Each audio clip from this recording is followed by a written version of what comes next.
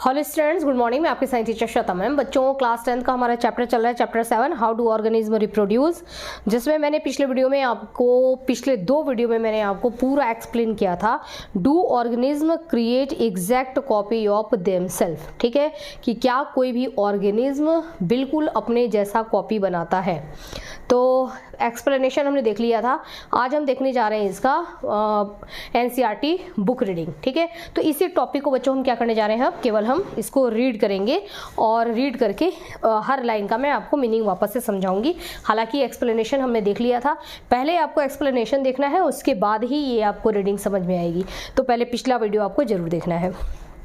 देखिए, do organism create exact copies of themselves, कह रहा है कि कोई भी ऑर्गेनिज्म किसी को भी आप ले लो, जैसे कि हम एग्जांपल में अमीबा को ले लें, बैक्टीरिया को ले लें, वायरस नहीं है ना, बैक्टीरिया को ले लें, कोई भी हम ऑर्गेनिज्म लेते हैं तो वो ऑर्गेनिज्म, या फिर उसको छोड़ो, आप इंसानों की भी बात करो, है ना, तो इंसान को भी अगर हम ले लेते हैं, ह्यूमन बींग को भी, तो क्या वो बिल्कुल उनका जो नेक्स्ट जनरेशन होता है, यानी कि उनकी जो प्रोजनी होती है, यानी कि उनका जो ऑफ स्प्रिंग यानी कि बच्चे जो होते हैं, तो नेक्स्ट जनरेशन जो होता है, क्या वो एग्जैक्ट कॉपी होता है, बिल्कुल अपने पेरेंट्स के जैसा होता है क्या? यही हमारा क्वेश्चन है, ठीक है। और इसी क्वेश्चन का आंसर इसमें पूरा एक्सप्लेन करके दिया हुआ है, जिसका मैंने आपको बहुत ही बेहतरीन ढंग से 2 वीडियो में एक्सप्लेन किया है। देखिए, अब लिखा हुआ क्या कह रहा है कि organism look similar because their body design are similar, ठीक है। जो ऑर्गेनिज्म, कोई भी ऑर्गेनिज्म सिमिलर इसलिए दिखते हैं कि उनका बॉडी डिजाइन सिमिलर है। जैसे अगर मैं इंसान की बात करूं तो आपको हर इंसान में 2 आंखें, यहीं फेस पर, यहीं पर 2 आंखें दिखाई देंगी, यहीं एक नाक दिखाई देगा। ऐसा नहीं होगा कभी भी कि कुछ उल्टा पुल्टा हो जाए, मतलब ये नाक यहाँ हो जाए, एक आंख इधर हो जाए, ठीक है, कुछ इस तरीके का कान यहाँ के बजाय कान यहाँ से लगा हुआ हो, ऐसा कुछ होता है क्या? नहीं। तो बॉडी डिजाइन, इंसान है तो इंसान जैसा ही वो दिखाई देगा, ठीक है। चेहरा अलग होगा, कलर अलग होगा, आंखें अलग हो सकती हैं, नाक अलग हो सकता है, बट इनकी पोजीशन है ना वो वही रहेगी और इनकी संख्या वही रहेगी। शरीर के अंदर अगर एक हार्ट है तो एक ही हार्ट रहेगा इंसान के अंदर, ठीक है। तो अगर ह्यूमन बींग्स है, एक स्पीसीज को हमने लिया है कि ये ह्यूमन है, इंसान है, तो इंसान बिल्कुल उनका जो बॉडी डिजाइन होगा वो सारे इंसान का एक जैसा होगा। चाहे वर्ल्ड में हम किसी भी इंसान को ले लें, चाहे हम इंडिया के इंसान को लें, या फिर हम चाइना के ह्यूमन को ले लें, लंदन के ह्यूमन को ले लें, या फिर हम जर्मनी, अफ्रीका, कहीं भी आप चले जाओ, अगर वो इंसान है तो बिल्कुल उनका बॉडी डिज़ाइन एक जैसा ही होता है, ठीक है। देखने में आपको अलग अलग लगेंगे बट उनका बॉडी डिज़ाइन एक ही है। बॉडी डिज़ाइन का मतलब यही होता है कि 2 हाथ है, 2 पैर हैं, अपनी अपनी जगह पर ही है, ठीक है। तो बॉडी डिज़ाइन एक जैसी होती है। और केवल हम इंसानों की ही बात क्यों करें, अगर हम जैसे दूसरे एनिमल्स की भी बात करते हैं, जैसे गोट की बात करें, बकरी, तो बकरी भी क्या होगी, सब जगह एक जैसी ही होगी, ठीक है। तो बॉडी डिजाइन क्या होगा, इनका सब जगह एक जैसा होता है, किसी भी इंसान के का ले लो या किसी जानवर का ले लो, ठीक है। तो बॉडी डिजाइन क्या होती है, इनकी सिमिलर होती है।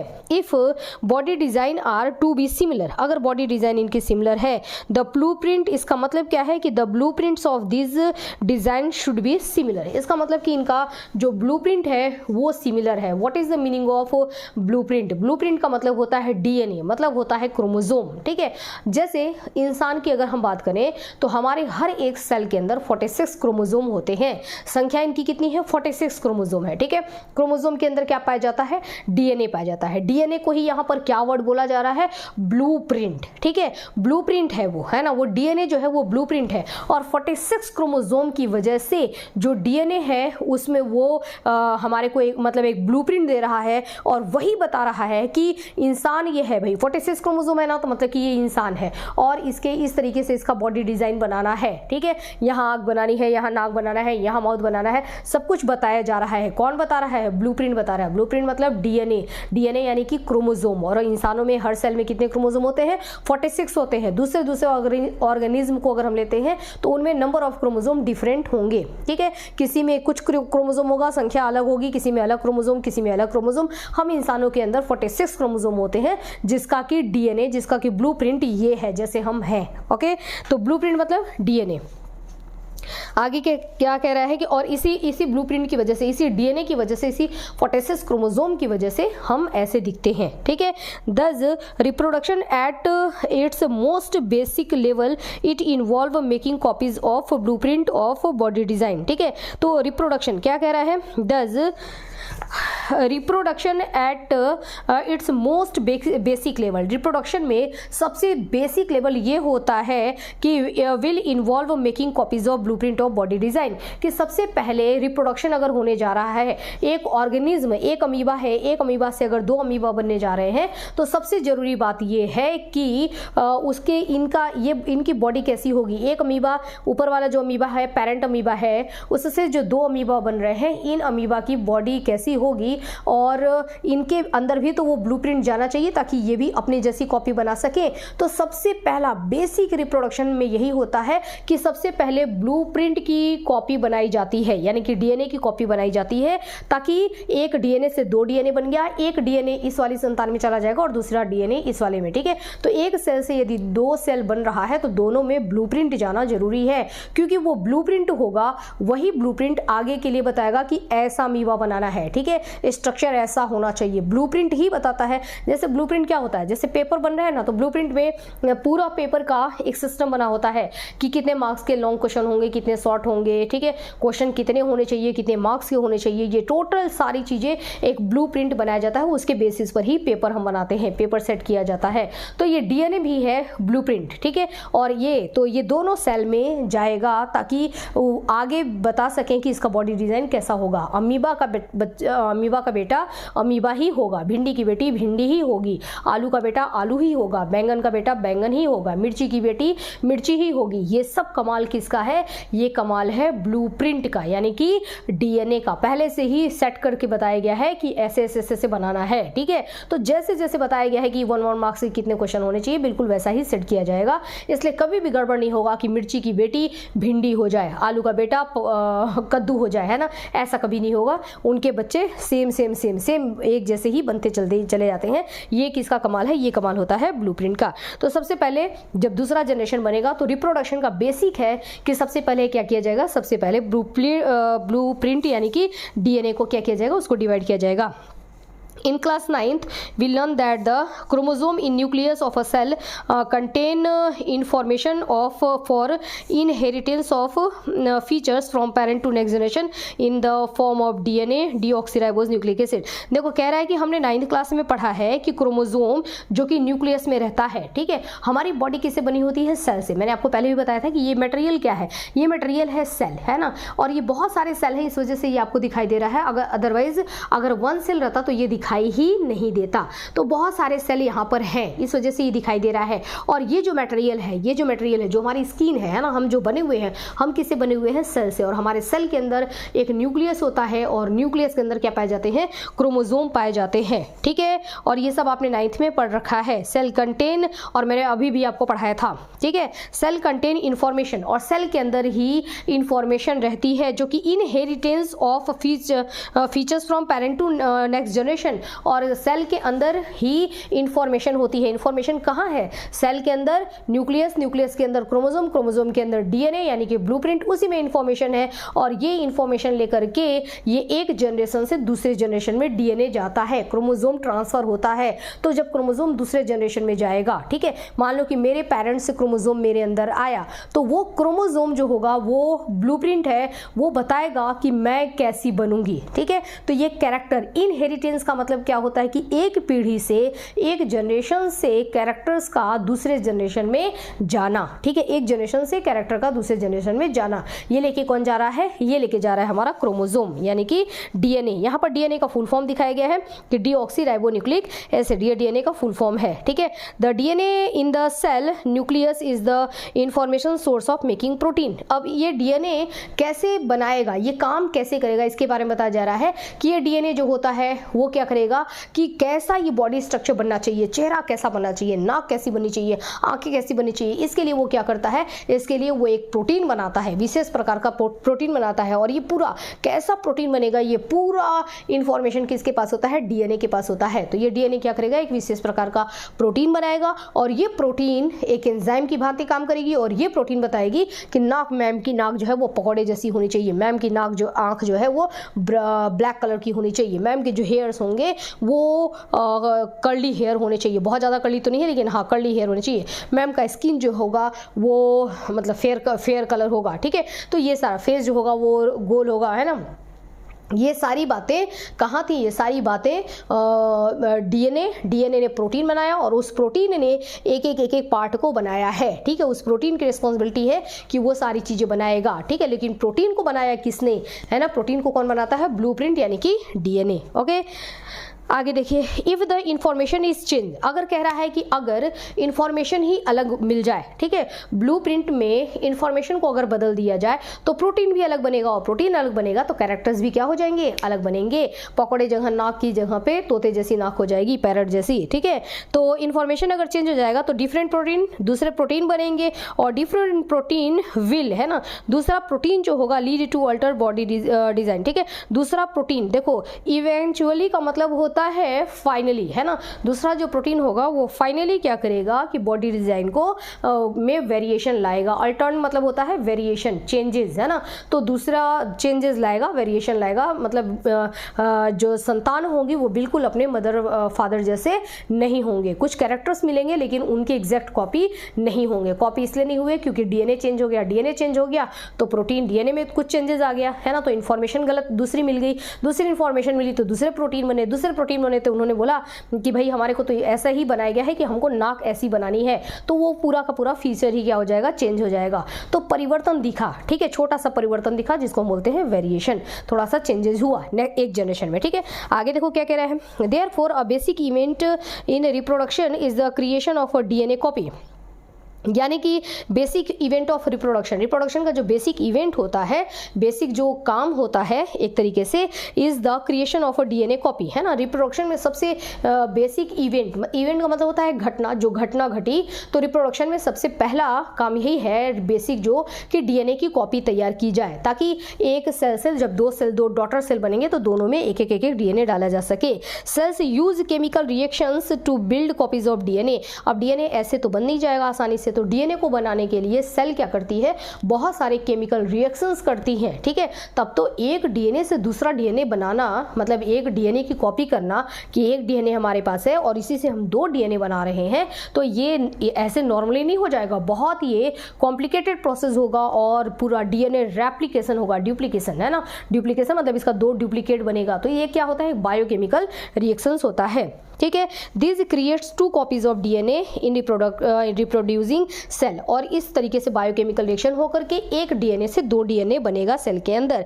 दे will need to be separate from each other, है ना। और जरूरत ये है कि जो दो डीएनए जो बन रहे हैं, बनने के बाद ये दोनों डीएनए एक दूसरे से अलग हो जाएं, तो दोनों डीएनए क्या होते हैं, एक दूसरे से अलग हो जाते हैं। मतलब एक डीएनए से कितने डीएनए तैयार हो गए, दो डीएनए तैयार हो गए, ठीक है। However keeping one copy of DNA in the original cell and simply pushing the other one out would not work, ठीक है। वुड नॉट वर्क आगे भी और है, कह रहा है कि केवल would not work because of the copy pushed out would not have any organized cellular structure for maintaining life process। कह रहा है कि केवल डीएनए की कॉपी आपने बना दिया और डीएनए को केवल दूसरे सेल में भेज दिया, सिर्फ इतने से ही बात नहीं बनेगी, ठीक है। क्योंकि सेल केवल और केवल उसमें सेल के अंदर डीएनए नहीं होता है, बल्कि डीएनए एक तरीके से मालिक है, राजा है। तो सेल के अंदर राजा तो है, लेकिन राजा पूरे महल में अकेले राजा तो नहीं रहते,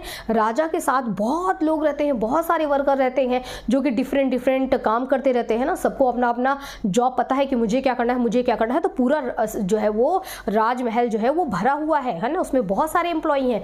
बिल्कुल वैसे ही जो हमारा ये न्यूक्लियस है यानी कि डीएनए है, केवल डीएनए की कॉपी करने से काम नहीं होगा, बल्कि वहां पर जितने लोग काम कर रहे हैं सबका कॉपी करना, ठीक है, सबका डुप्लीकेट बनाना जरूरी होता है। जैसे अगर एक सेल की बात करें तो एक सेल में पावर हाउस होता है जो सबको एनर्जी देता है, वो कौन है? वो है माइटोकॉन्ड्रिया। तो माइटोकॉन्ड्रिया भी तो डबल होने चाहिए। जितने माइटोकॉन्ड्रिया है, जितनी भी संख्या है, 20 माइटोकॉन्ड्रिया है तो वो 40 उनको बनाया जाएगा, ताकि 20 इस सेल में आएगा और 20 इस सेल में आएगा। तो क्या होगा? उसको भी डुप्लीकेट किया जाएगा। उसके अलावा भी बहुत सारे गोल्जी कॉम्प्लेक्स होता है, ER एंडोप्लाज्मिक रेटिकुलम होता है, बहुत सारे सेल ऑर्गेनल्स हैं जिनको क्या करना होगा? सबको डबल किए करेंगे, तब जाकर के पूरा का पूरा एक सेल, एक फैक्ट्री तैयार होगी और तब जाकर के फैक्ट्री सर्वाइव करेगी, सेल सर्वाइव करेगा और काम स्टार्ट होगा। केवल डीएनए ट्रांसफर करने से भी काम नहीं बनेगा, यही बात बोला जा रहा है। Therefore DNA copy is accompanied by the creation of an individual cellular apparatus। मतलब कह रहा है कि बनाने के साथ साथ, है ना, accompanied मतलब होता है बनाने के साथ साथ, डीएनए की कॉपी बनाने के साथ साथ हमको सेल के अंदर बाकी जो सेल ऑर्गेनल्स हैं उसकी भी कॉपी बनाना जरूरी होता है। And then the DNA copies separate, है ना, और तब जो है वो डीएनए अलग हो जाएगा, each with its own cellular apparatus। और सारे डीएनए और बाकी जो भी डुप्लीकेट बना है, माइटोकॉन्ड्रिया, 20 माइटोकॉन्ड्रिया इधर आ जाओ, एक डीएनए इधर आ जाओ, है ना, ऐसे ऐसे करके पूरा बराबर बराबर डिवाइड कर दिया जाएगा। तो एक सेल के अंदर सब कुछ डबल डबल बन गया और एक सेल से 2 सेल बना है और दोनों सेल में इस सेल से सारा सामान बराबर बराबर डिस्ट्रीब्यूट किया गया है, कोई भेदभाव नहीं किया गया है। अब ये दोनों ही सेल क्या होंगी? आराम से सर्वाइव करेंगी। अब आगे दिया गया है cell division to give rise to cell. इस तरीके से अब सेल जो है वो सेल डिवाइड हो जाएगी 2 भागों में और एक सेल से 2 सेल बन गए, दोनों में समान बराबर है, किसी में भी समान कम नहीं है, कम ज्यादा नहीं है, क्योंकि उसने सारी पूरे जितने भी उस सेल के अंदर सामान थे उस फैक्ट्री में सबको ही डबल कर दिया, डबल कर करके और 2 पार्ट में बना दिया, एक इस सेल को दे दिया और एक इस सेल को दे दिया। तो एक मदर सेल से 2 डॉटर सेल बन गए और ये दोनों ही डॉटर सेल में सारे जो भी सेल के अंदर जो कुछ भी चाहिए वो सब क्या होगा? बिल्कुल इक्वल रहता है। ओके, देखिए these 2 cells are course similar, ठीक है, but are they likely to be absolutely identical. कह रहा है कि ये दोनों सेल जो है ना, कोर्स का मतलब हुआ कि बिल्कुल बिल्कुल सिमिलर दिखाई देंगे। देखने में एक अमीबा से 2 अमीबा बना तो देखने में आपको लगेगा ना कि दोनों बिल्कुल एक जैसे ही तो हैं, ये दोनों बिल्कुल एक जैसे ही तो हैं, ये दोनों जो बने हैं बिल्कुल एक जैसे हैं, लेकिन क्या बिल्कुल वाकई एक जैसे हैं? तो इसका आंसर है नहीं, है ना। वो डिपेंड करेगा। अब डिपेंड किस पर करेगा? देखो, क्योंकि डीएनए बना था, मैं पढ़ के बताती हूँ। देखो, The answer to this question will depend on how accurately the copying reaction involve occur, है ना। बात ये है कि जब आप एक से दूसरी कॉपी बना रहे थे, सबको जब आप डबल कर रहे थे, तो क्या उस समय एक डीएनए से जब दूसरा डीएनए बन रहा था, मतलब एक डीएनए से जब 2 डीएनए बन रहे थे, एक डीएनए ये था, है ना, और इससे जब ऐसे 2 डीएनए बन के तैयार हो रहे थे और डीएनए इतना बड़ा है और इसमें इतने सारे, मतलब इसके अंदर इतने सारे नाइट्रोजन बेसेस हैं जो कि आपस में जुड़े हुए हैं, मैंने आपको बताया था ना, एक्सप्लेन किया था, ये इतना बड़ा है, तो क्या इस डीएनए से 2 डीएनए जो ये बने हैं, इन दोनों डीएनए में क्या कहीं भी जरा सी भी त्रुटि, मिस्टेक नहीं होगी? क्या जरा सा भी एरर नहीं होगा? ऐसा कहना ये हम कह नहीं सकते, ठीक है, क्योंकि एब्सोल्युटली ऐसा होगा कि एकदम एग्जैक्ट बनाए, ऐसा नहीं पॉसिबल है, ठीक है, क्योंकि ये है क्या, एक तरीके का बायोकेमिकल रिएक्शन हो रहा है। जब रिएक्शन हो रहा है तो हो सकता है रिएक्शन इससे न करके ऐसे हो जाए रिएक्शन, ठीक है, तो थोड़ा बहुत इतनी बड़े स्तर पे जो काम हो रहा है उसमें छोटी सी मिस्टेक होना तो पॉसिबल है, ठीक है। हमने बोला कि चिप्स के, हर चिप्स के पैकेट में इतने इतने चिप्स के पीसेज होने चाहिए, ठीक है, तो जितने भी पीसेज हैं, क्या एक्यूरेट चिप्स का पैकेट खोलने पर आपको एग्जैक्टली चिप्स के उतने ही पीसेज मिलेंगे? क्या नहीं, कहीं तो एरर होगा। जब बड़े स्केल पे बनेगा तो कहीं तो एरर होगा। तो वही कहा जा रहा है कि यहाँ पर भी ये डीएनए से दूसरे डीएनए बनने, एक डीएनए से बनना, एक डीएनए से 2 डीएनए का बनना, यानी कि डीएनए रेप्लिकेशन होना, डुप्लीकेशन होना, क्या इसमें एरर नहीं होगा? क्योंकि ये क्या है, ये एक बायोकेमिकल रिएक्शन ही तो है, ठीक है। No biochemical reaction is absolutely reliable, ठीक है, हम इस पर पूरा भरोसा नहीं कर सकते कि बायोकेमिकल रिएक्शन एग्जैक्ट ही होगा, ठीक है। रिलायबल का मतलब क्या होता है? भरोसा करना, ठीक है। Therefore it is only to be expected that the process of copying the DNA will have some variation each time. तो हम ये चीज मान सकते हैं कि जब भी एक डीएनए से 2 डीएनए बन रहा है तो थोड़ी थोड़ी चेंजेस तो हुआ ही होगा, ठीक है। थोड़ा सा डीएनए में अगर ब्लूप्रिंट में अगर चेंज आएगा तो क्वेश्चन पेपर में भी चेंज आएगा, ठीक है। पहले वाले ब्लूप्रिंट में बोला गया था कि भाई 10 हमारे को एमसीक्यू वाले क्वेश्चन लेने हैं, लेकिन अब ब्लूप्रिंट में ही चेंजेस आ गया है ना। 10 की जगह कह रहा है कि 11 क्वेश्चन लेने हैं, तो भाई अब क्वेश्चन पेपर में 11 क्वेश्चन ही आएंगे MCQ वाले, ठीक है। तो भाई देखो यहाँ पर तो चेंजेस हो गया। ये जो छोटा छोटा चेंजेस होता है इसको हम बोलते हैं वेरिएशन, ठीक है। तो क्या होगा, अब वेरिएशन होगा, छोटा छोटा चेंजेस होगा। कहाँ थे, वेरिएशन ईच टाइम, हर बार जितनी बार ब्लूप्रिंट में चेंज आएगा, DNA में चेंज आएगा, उतनी बार पेपर में भी चेंज आएगा, ठीक है, वेरिएशन होगा। As a result the DNA copies generated will be similar, ठीक है, but they not be identical to the original. इसका मतलब ये हुआ कि जो दो ये DNA बने हैं, ठीक है, ये एक जैसे तो होंगे लेकिन बिल्कुल अपने पेरेंट जैसे जिनसे बन करके आए हैं बिल्कुल उसके जैसे ही होंगे, ये बात हम नहीं कह सकते हैं, क्योंकि उनमें और इनमें जो बने हैं क्या हो गया, एरर हो गया, ठीक है।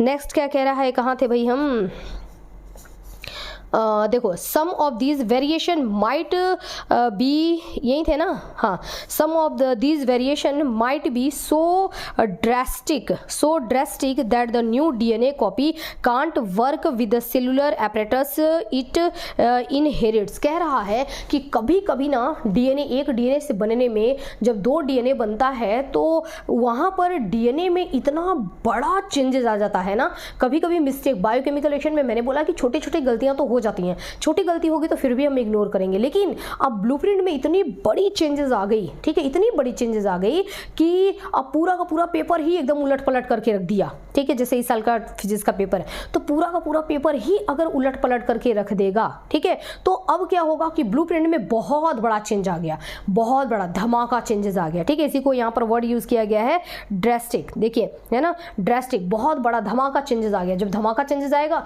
तो क्या होगा कि अब वो DNA जिस सेल के अंदर है उस सेल के साथ, बाकी मैंने बताया आपको कि फैक्ट्री में बहुत सारे लोग होते हैं जो एक साथ मिलकर काम करते हैं, ये तो केवल राजा है। अब राजा ऐसा बन गया कि पूरी प्रजा ही इसके साथ काम नहीं करना चाहती, क्योंकि राजा बिल्कुल हिटलर जैसा, ठीक है, माइटोकॉन्ड्रिया बोला था ना तेरे को दो लगाऊंगा भी, है ना, तो इतना डांट के सबसे काम करवा रहा है कि पूरे सेल के सारे सेल ऑर्गेनल्स जो है, जो राजा के पूरे महल में जो काम करते थे, सबने हाथ खड़े कर दिए कि भाई हम इनके साथ तो हम नहीं काम कर सकते। तो वो जो सेल, नया सेल बना है ना, वो सेल, वो फैक्ट्री कितने दिन तक चलेगा, जब वहां के एम्प्लॉय ने ही हाथ खड़े कर दिए कि हम काम नहीं करेंगे, तो सेल क्या हो जाता है, डाई, सेल मर जाता है, ठीक है। तो अगर बहुत बड़ा कुछ ऐसा चेंजेस हो जाए तो वो सर्वाइव नहीं कर पाता है, ठीक है।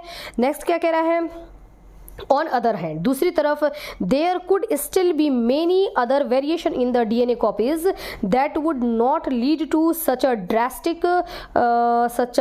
Drastic overcome. लेकिन बहुत सारे, मैक्सिमम ऐसा होता है कि DNA में कुछ इतना बड़ा घातक बदलाव नहीं होता है, ठीक है, बहुत छोटी छोटी चेंजेस होते हैं, ठीक है, और छोटा चेंजेस रहेगा तो भाई उतना तो चलो कोई नहीं, चल जाएगा, तो वहां पर वो सेल आराम से सर्वाइव कर जाता है। Thus the surviving cell are similar, है ना, सिमिलर टू, इसलिए सर्वाइविंग सेल्स जो होती हैं वो मतलब आराम से सर्वाइव कर रही हैं, बट सब्टिकली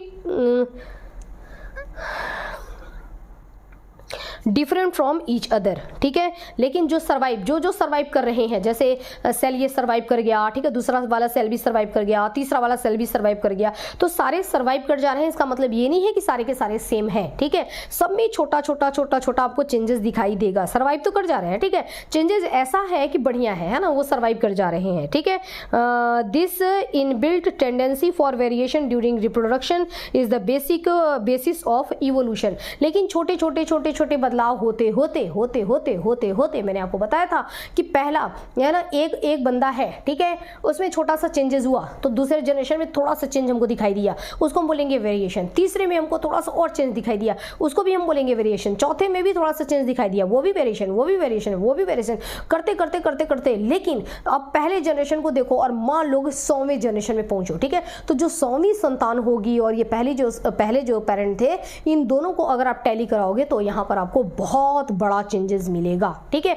और ये संतान एक जनरेशन से दूसरे जनरेशन, दूसरा से तीसरा बन रहा है, तीसरा से चौथा बन रहा है। कैसे बन रहा है? ये बन रहा है बिकॉज ऑफ रिप्रोडक्शन, ठीक है। रिप्रोडक्शन होता गया, थोड़े थोड़े चेंजेस होते गए और फाइनली हम देख रहे हैं कि बहुत सारे सालों के गैप के बाद जब हमने एकदम पीछे के जनरेशन को हमने देखा, तब हमने देखा कि ओहो, पहले के लोग ऐसे हुआ करते थे और आज ऐसे हो रहे हैं, तो हमको एक बहुत बड़ा चेंज दिखाई देगा and this big variation is called evolution, है ना। ये जो बड़ा चेंजेस दिखाई दिया इसी को हम क्या कहते हैं, इवोल्यूशन। आज आप खुद को देखिए और पहले के आदि मानव को देखिए, है ना, तो वो लोग कैसे दिखाई देते हैं। तो ये एक बड़ा चेंजेस हुआ, ठीक है। और ये बड़ा चेंजेस अचानक से नहीं हो गया, ये कई पीढ़ियों के बाद हुआ। क्यों? क्योंकि ग्रुप ऑफ वेरिएशन, छोटे छोटे वेरिएशन का जो ग्रुप होता है वो होता है धमाका, इवोल्यूशन। ओके, अब देखिए यही कह रहा था, एज वी विल डिस्कस, है ना, इवोल्यूशन के बारे में हम अभी आगे के चैप्टर में पढ़ेंगे, ठीक है। हेरिडिटी एंड इवोल्यूशन चैप्टर है,